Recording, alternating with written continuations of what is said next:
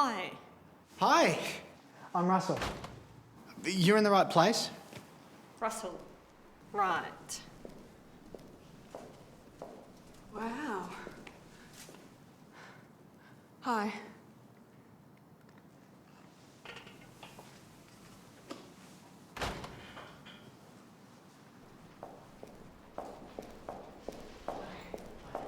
Russell, is this Sue's group? Yeah. Hi. Weird. Weird. Hi. Yes, Sue's running the meeting. I'm more of an observer, just sitting in. Yeah. I work with Sue. Oh, so Sue's on her way? Yes, I don't think she's far off. I think if we just sit in, she'll be here shortly.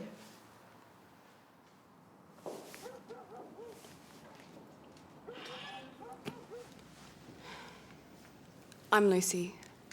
Tessa. Nicole. Has anyone read me before? It's my first time. Hi. Hi, welcome. Get in, anywhere you like.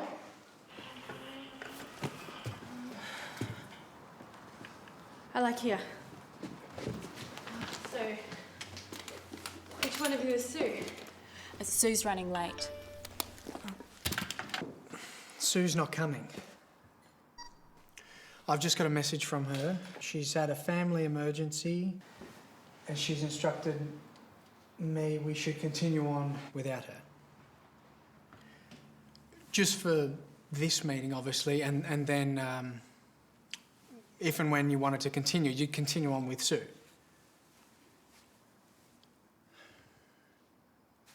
So, who wants to take the plunge, so to speak? I'm sorry, I've forgotten your name. Oh, Tessa. Tessa. Tessa, okay. Great, Tessa. To be honest, I thought this was a woman's group. Oh, of course, sorry. Now, the obvious thing, the elephant in the room, me. I'm a man, obviously, and this is a woman's group, so we should point that out.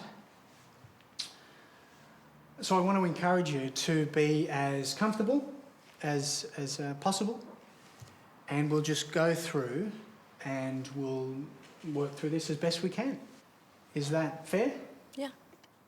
Good. Tessa? Do you mind if I don't talk first? Of course. There's no pressure here. I mean, you're all here because you want to be, and I understand Sue's not here. Sorry, I don't mean to be rude. And you seem really nice. It's just, it's not what I was expecting. Yeah, that's fine. Well, if you don't mind, we'll just jump ahead, and then we can come back to you. Fuck. This is freaky. So one of the things I know Sue does, just by way of exploring, is to talk about the event that led to the problem. So perhaps we could start. Oh.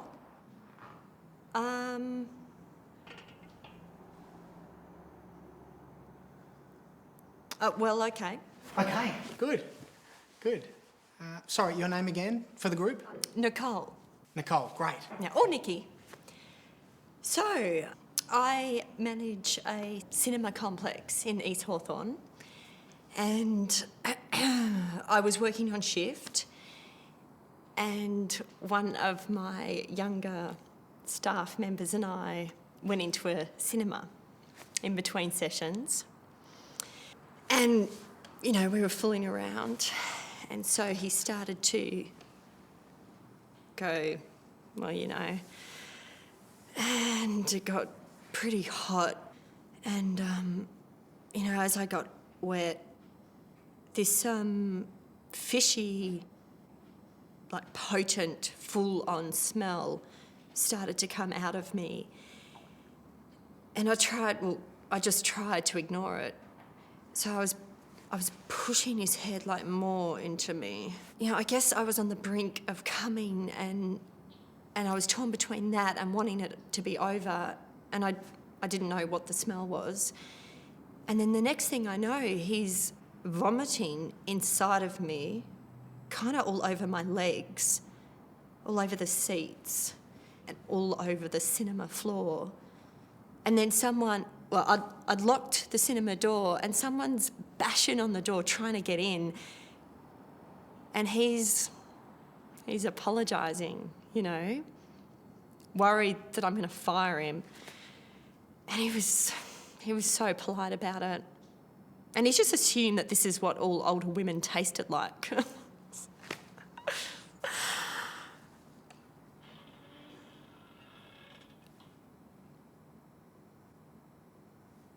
So, that's sort of the event that led me to realise I had something wrong with me.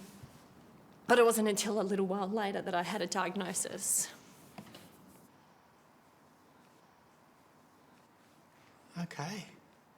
Wow. Okay, good. How does that feel to talk about? Oh, it's pretty, sort of liberating, actually. Oh, sorry. It gets worse when I'm wet.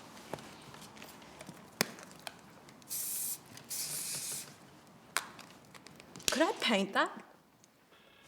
What? I was just inspired by it, you know, artistically, just like the colours and the textures and the vomit, you know? Like, I'd really like to recreate it. My GP's socially retarded. That's why I'm here. He said that these things are really common. If they're so fucking common, then why aren't we all talking about it? Why is it such a horrible, embarrassing thing to bring up? I've got crabs. Yeah, at first I thought that they were bed bugs because, you know, of uni and all. And then I thought maybe they're nits, but, you know, nits don't go down there. And then when I looked, it was moving, like the whole thing was migrating without actually going anywhere. And it was itchy, just like so itchy. It was the first night I'd ever had a one-night stand. All my girlfriends were doing it, so I was just like... Are they active? What? Oh, yeah. But I've got a prescription and everything. But I just thought that before I do that, I'd make an installation out of them. You know, like just get a box, like a Perspex box, and just... Did you know they can jump 1,600 feet? Crabs. 1,600 feet. 1,600 feet is a lot of feet. I don't think it's 1,600 feet. Oh, well, I've had the little suckers and I'm pretty good with facts. Well, I don't know what you had up there, but they weren't jumping 1,600 feet. Oh, this is fucking ridiculous. No, this is great. This is what we're here for. We're here to share. It's excellent. We're here to share with Sue. Okay, good point.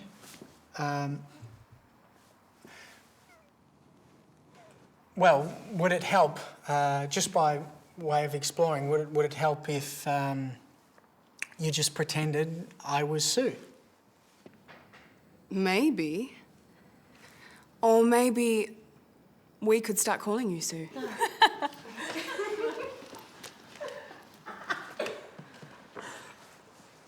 All right. So, Sue, I met my client in a bar.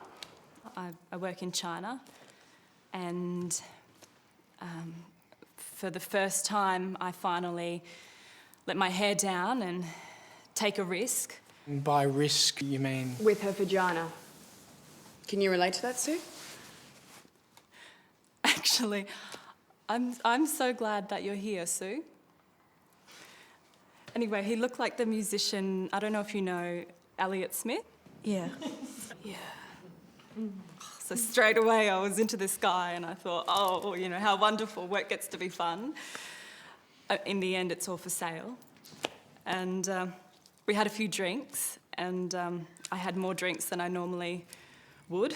And we went up to the hotel room and we had a few lines of coke, which I don't normally do when I'm working, but I guess it felt more like a one-night stand than work. And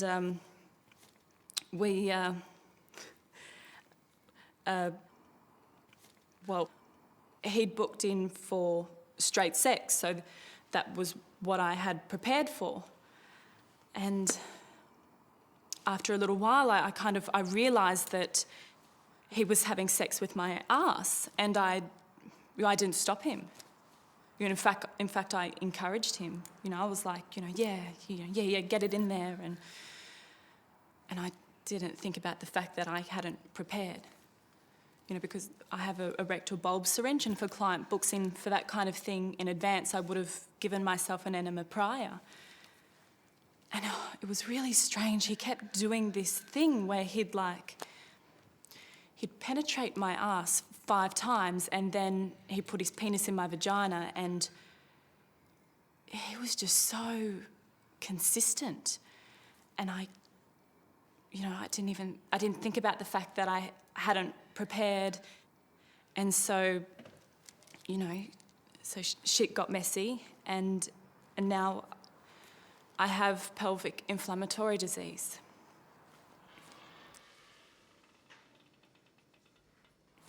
And I'm feeling really angry that it happened. And I'm angry at him because that wasn't part of the deal. And I'm angry at myself because I wasn't professional. So there, I've shared. I've always wanted to go to China. I like your shoes. Thank you. I had an infection once. And I just felt really ugly and isolated.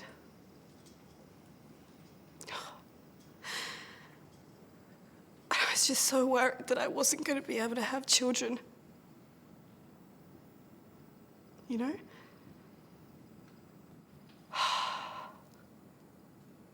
It's kind of cool you guys have this.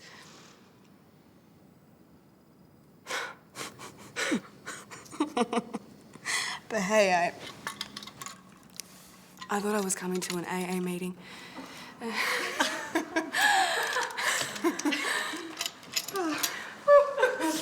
Thank goodness. Cheers.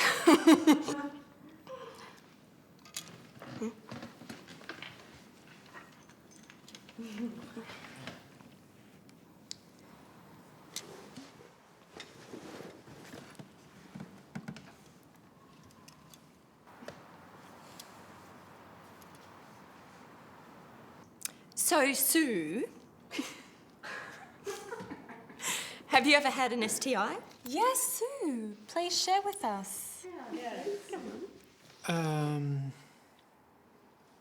Well, yes, I've had an experience, so to speak.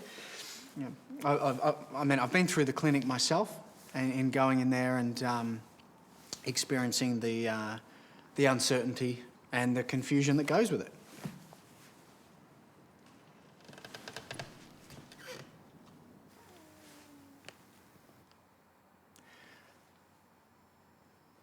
I had a curious pimple on my penis that popped up after a sexual encounter. So I can... Curious pimple on your dick. Sue has a pimple on her dick. Can I paint that?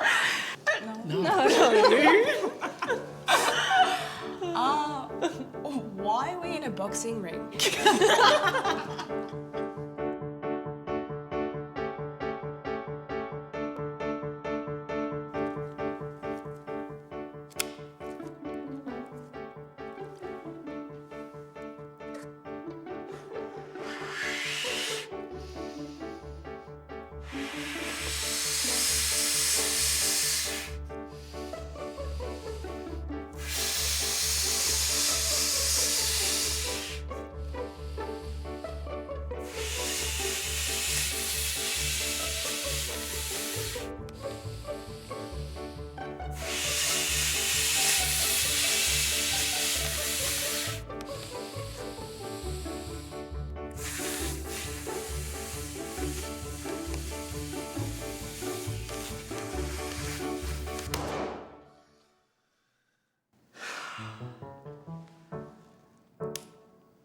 Thanks.